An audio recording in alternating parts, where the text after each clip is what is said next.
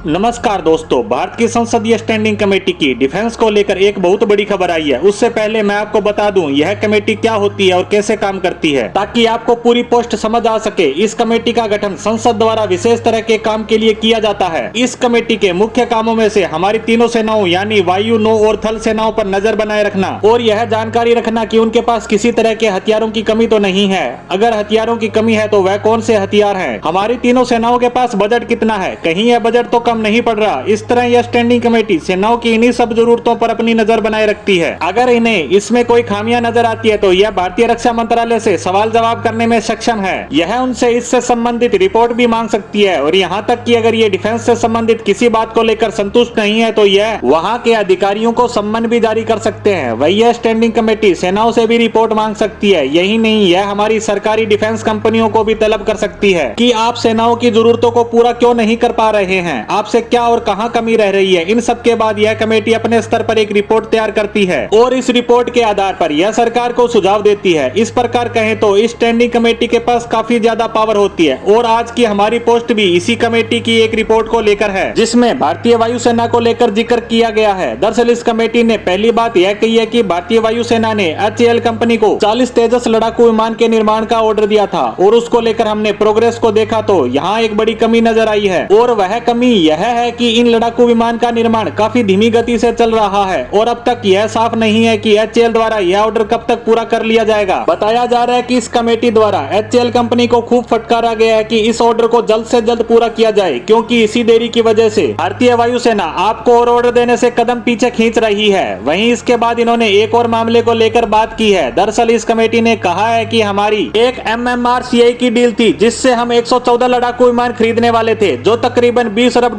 का सौदा होने वाला था। अभी तक इसको लेकर एक ही कदम उठाया गया है कि इसका नाम बदलकर MRFA कर दिया गया है। इससे आगे इस डील को लेकर कुछ भी नहीं हुआ। हमने 36 राफेल लड़ाकू विमान की खरीद जरूर पूरी कर ली है, लेकिन हमें 250 से ज्यादा विमानों की आवश्यकता है। इसीलिए स्टैंडिंग कमेटी ने सरकार से कहा है कि आप ये विमान भारतीय वायुसेना के लिए जल्द से जल्द खरीदें और साथ ही यह कहा है कि ये 5th जनरेशन के स्टेल्थ लड़ाकू विमान होने चाहिए। उनके अनुसार अगर हमारी वायुसेना के पास 5वीं पीढ़ी के लड़ाकू विमान होंगे तो वायुसेना हमारे दुश्मन देशों चीन व पाकिस्तान के मुकाबले ताकतवर हो जाएगी, क्योंकि अभी तक इन दोनों देशों के पास ही 5वीं पीढ़ी के स्टेल्थ लड़ाकू विमान नहीं है। ऐसे में अगर हमारे पास कम संख्या में ही सही 5वीं पीढ़ी के लड़ाकू विमान होंगे तो हम उन पर हर तरह की बढ़त बना लेंगे। इस तरह के विचार संसदीय स्टैंडिंग कमेटी ने भारत सरकार के सामने रखे हैं और यह इस कमेटी द्वारा दिया गया कोई साधारण बयान भी नहीं है, बल्कि इस पर पहले एक रिपोर्ट तैयार की गई। उसके बाद इसे लेकर स्टैंडिंग कमेटी में मंत्रणा होती है और उसके बाद ही HAL को तेजस को लेकर फटकार लगाई गई है। वहीं भारत सरकार को भी और लड़ाकू विमान खरीदने का सुझाव दिया गया और शुरू होने वाले अगले सत्र के समय यह रिपोर्ट संसद के पटल पर भी रखी जाएगी, जहां पक्ष और विपक्ष के सांसदों द्वारा इस पर अपने विचार रखे जाएंगे। उसके बाद ही सरकार इस पर कोई फैसला लेगी। संसदीय स्टैंडिंग कमेटी को लेकर हमारी आज की पोस्ट को यहीं विराम देते हैं। धन्यवाद।